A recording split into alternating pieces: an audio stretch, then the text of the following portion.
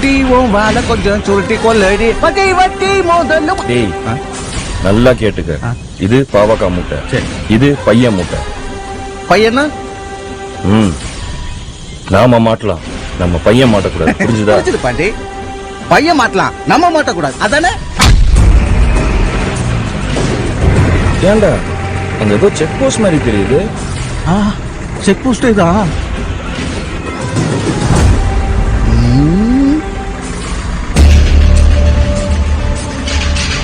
வழக்கமா ஏதோ check post இருக்காது, இதெல்லாம் புதுசா இருக்கு. என்ன நடக்குது இங்க?